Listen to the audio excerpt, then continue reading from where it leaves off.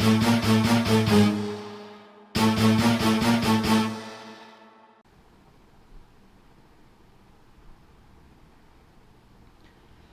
clock is set right at 8 am. The clock gains 10 minutes in 24 hours. This clock after 24 hours, instead of showing 8 am, will start showing 8:10 am of the next day. What will be the right time when the clock indicates 1 pm on the following day, that is next day? Now, time from 8 am of a particular day to 1 pm on the following day would be how much? 8 to 8, 24, and 8 to 1 is 5. That is 29 hours. We need to move ahead 29 hours. Now, this clock, our particular clock, gains 10 minutes in 24 hours, which means that 24 hours, 10 minutes of this clock, 24 hours, 10 minutes of this clock is actually equal to 24 hours of the correct clock, isn't it? That means 24 plus 10 by 60, if I convert this entire thing into hours, 144, 145. 145 by 6 hours of this clock is actually equals to 24 hours of the correct clock. I'll write correct clock as C. Now 29 hours this clock has moved. That means 29 hours of the incorrect clock should be equals to 24 into 6 by 145 into 29 hours of the correct clock. That would give us 28 hours 48 minutes when we'll calculate this. That means when the wrong clock is showing 1 pm, the correct clock should have moved only 28 hours and 48 minutes. Now 8 am plus 24 hours would be 8 am of the next day. Now we are left with 4 hours 48 minutes plus 4 hours 48 minutes. 8 plus 4 is 12. It should be 12:48 pm. Option B correctly fits in.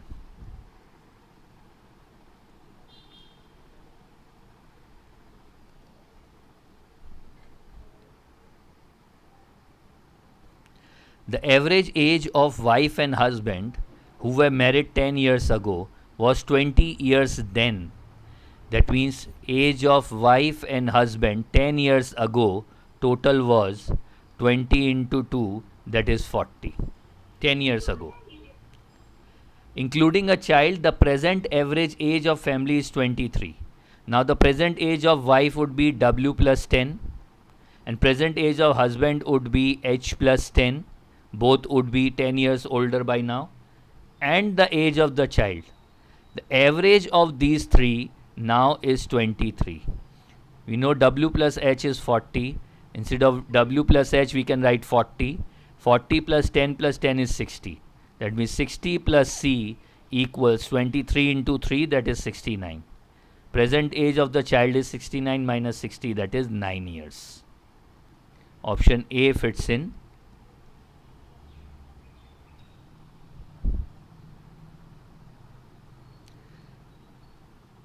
A classical question on finding the average speed from time, speed and distance. Rishikant during his journey travels for 20 minutes at a speed of 30 kph. Speed, if it is in kilometer per hour, let's convert our time into hours also. So 20 minutes is 20 by 60, that is 1/3 of an hour. Another 30 minutes means half an hour at a speed of 50 kph and 1 hour at a speed of 60 kph. Now when S and T are known, average speed is given by summation of St divided by summation of T. That is S1 T1, 1/3 into 30, that is 10, plus S2 T2, half into 50, that is 25, plus S3 T3, 1 into 60, that is 60, divided by T1 plus T2 plus T3. So this would be 1 plus 5 by 6. That would be 11 by 6 hours. So average speed is 8595 into 6 by 11 equals 570 by 11, which is 51.18 kilometer per hour. Option B fits in.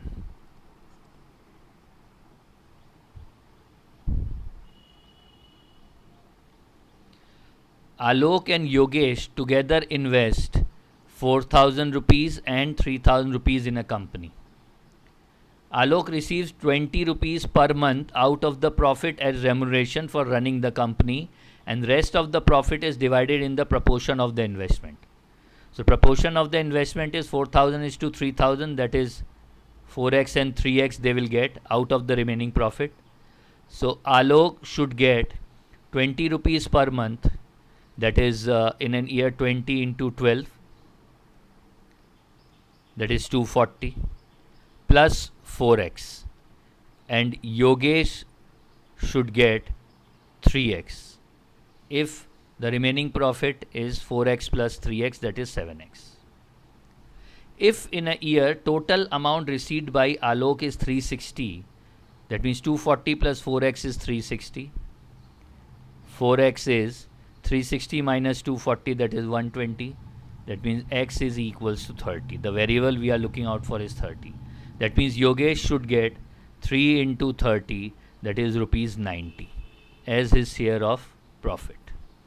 What should Yogesh receive? Yogesh received rupees 90. And if it is asked that what is the total profit? So total profit would be 360 plus 90, that is 450, and you can do back calculation again. From 450, 240 would be given to Alok first. Remaining is 210, which need to be divided into 4 is to 3. Alok will get 4/7 of 210, that is 120, and Yogesh will get 3/7 of 210, that is 90. So Yogesh should receive 90, that is in option C.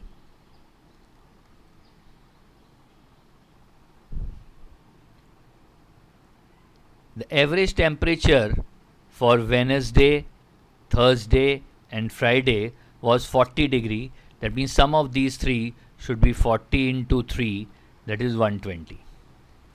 The average for Thursday, Friday and Saturday was 41. That means the sum of these three is 41 into 3, 123. Now if I subtract these two, I'll get Saturday minus Wednesday, temperature is 123 minus 120, that is 3 degrees. If the temperature on Saturday is 42, what was the temperature on Wednesday? So S minus 3 is temperature on Wednesday, that is 42 minus 3 and 39 degree centigrade, that we have in option A.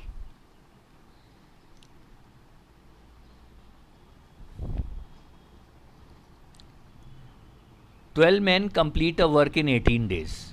We have men and days. 12 men can do the work in 18 days.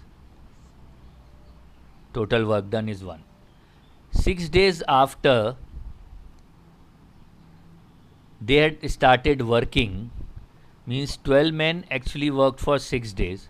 And in this 6 days, obviously, if they take 18 days to complete, 6 by 18 is 1/3. They have completed 1/3 of the work. 4 men join them after 6 days. Now they are 12 plus 4, that is 16. How many more days will all of them take to complete the remaining work? Remaining work is 1 minus 1 by 3, that is 2 by 3. Using this data, we can very easily use our masala formula. And what is our masala concept in time and work? M1 D1 by W1 equals M2 D2 by W2. That means 12 into 6 divided by 1/3 equals 16 into x divided by 2/3. This will go 2 times, this will become 8.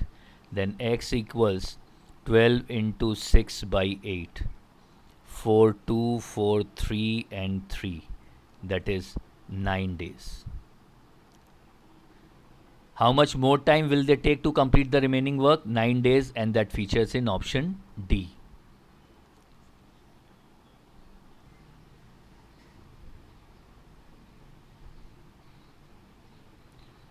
Harsh and Vijay moved towards Hosur starting from IIM Bangalore at a speed of 40 kph and 60 kph respectively. Vijay is the fast mover.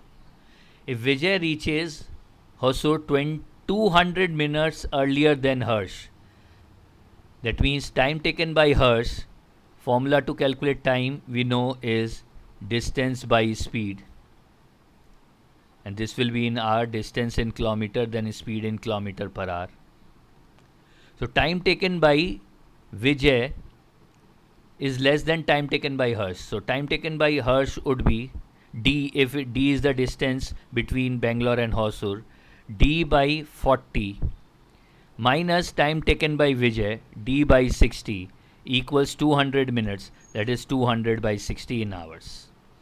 D common, 60 minus 40 is 20 by 40 into 60 equals 200 by 60. You can calculate this too. D equals 400. That means distance between the 2 points is 400 kilometer, and that is in option C.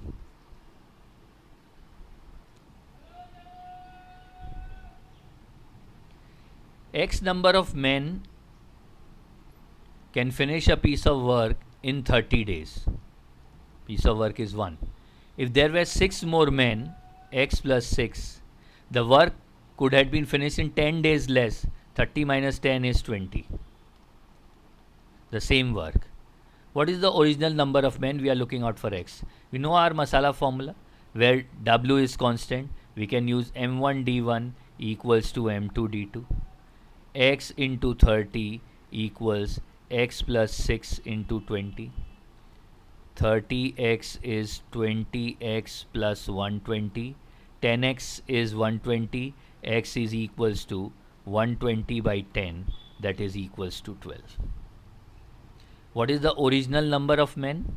Original number of men were 12, that is in option C.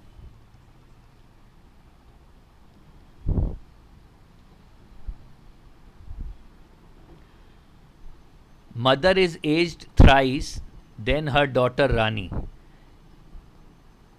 Mother age is 3 times her daughter Rani. Now after 8 years she would be 2.5 times of Rani's age. That means M plus 8 would be 5 by 2 of R plus 8. After 8 years, now what is the question? After 8 years, how many times would she be of Rani age? This is already given in the question. After 8 years, mother would be 2.5 times of Rani's age. That is given in none of these options. None of the above is the correct answer.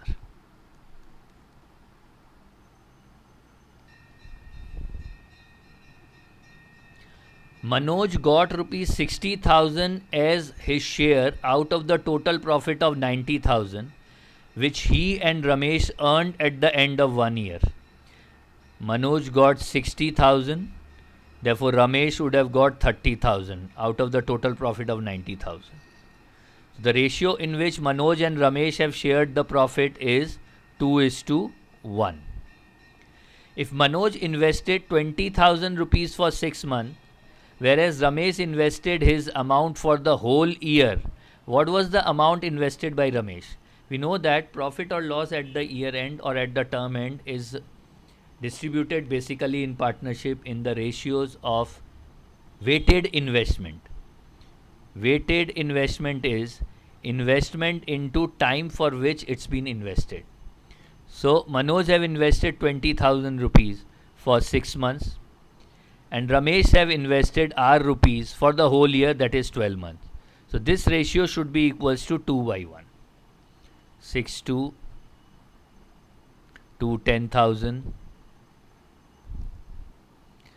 That means R equals 10,000 by 2, that is 5,000. Ramesh have invested 5,000, that is in option C.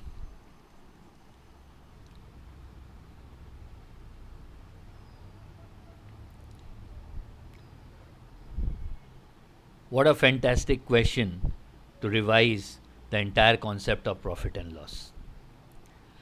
A milkman wants to make some profits by selling milk. He contemplates about various methods. Which of the following would maximize his profit? First says sell milk at 10% profit.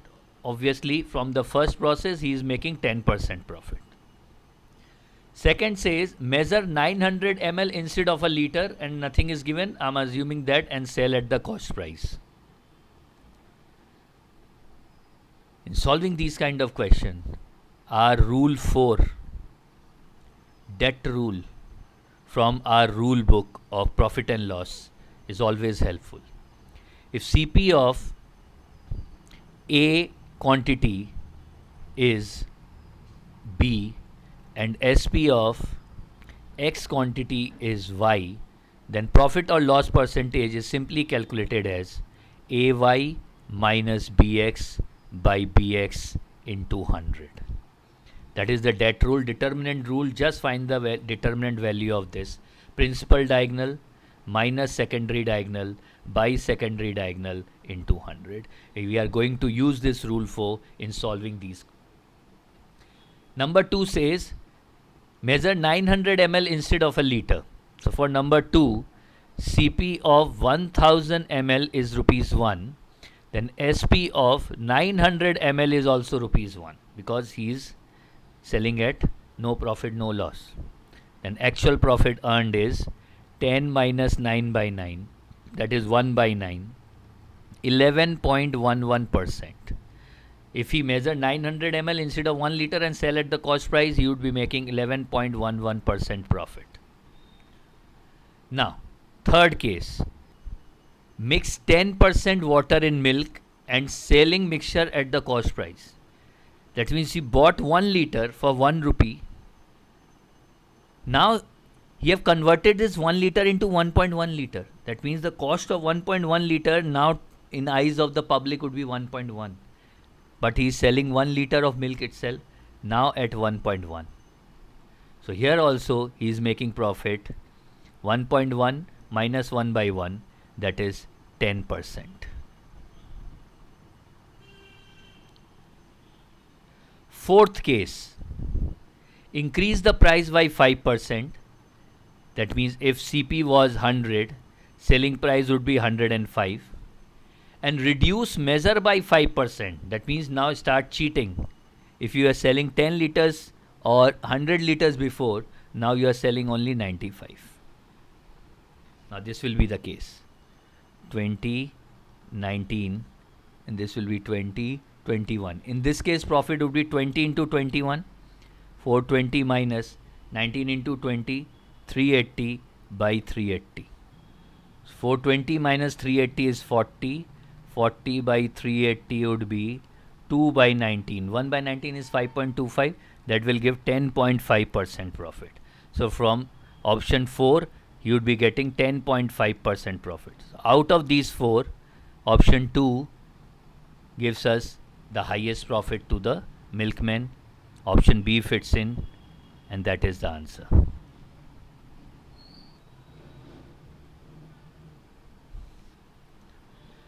The wheel of a motor car makes 1000 revolution in moving 440 meter.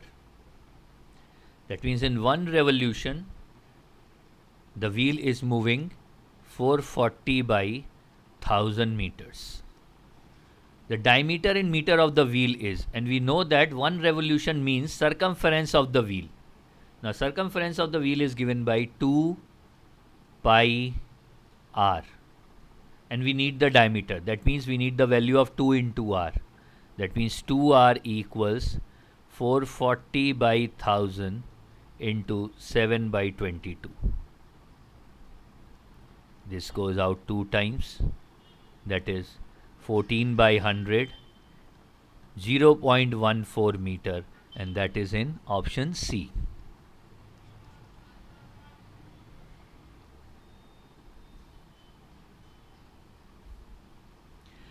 The price of a commodity rises from rupees 6 per kg to rupees 7.5 per kg.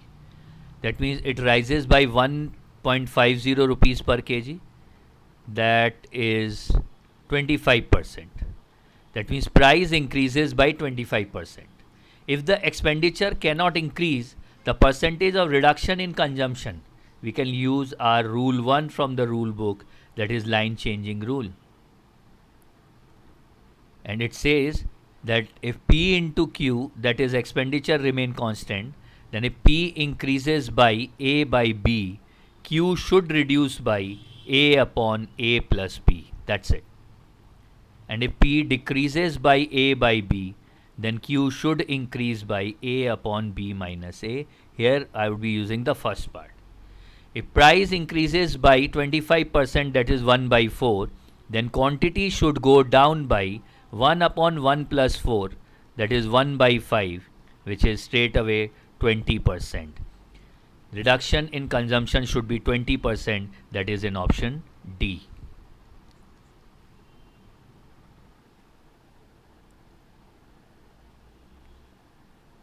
The Bangalore office of Google has 1200 executive.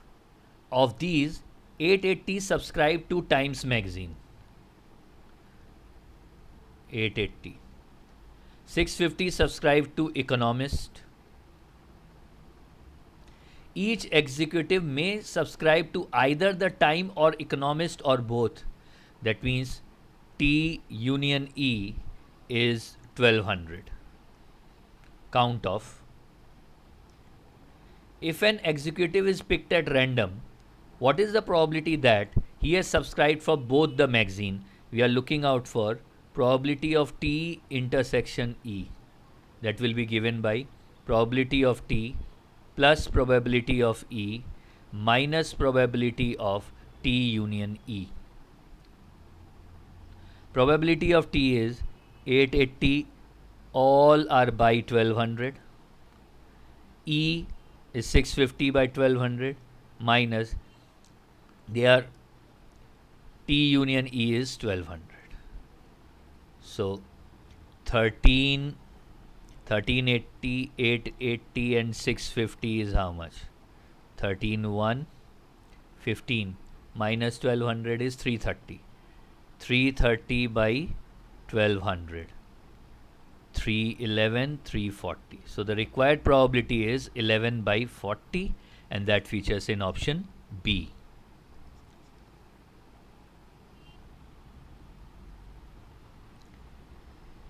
B is more younger than C. B is younger than C, as he is elder than A. That the gap between them is X years. If age of C is Y, then age of B should be Y minus X, and age of A should be Y minus 2X. Ratio of age of A to C, that is Y minus 2X by Y, is 5:9. Let's solve and find the relationship between X and Y. 9Y minus 8X is 5Y. 4Y equals 18X. Y equals 18 by 4, that is 4.5x. C is 4.5x years old, B is 3.5x, and A is 2.5x. If we find the ratio, it would be 9:7:5. If B's age after 10 years is 24, current age of B is 7Z, suppose, then after 10 years his age is 24. That means 7Z equals 14. The common ratio is 2. That means current age of C is 9 into 2, 18. B is 7 into 2, 14. And A is 5 into 2, 10. Now the question. Find the average of all the present ages.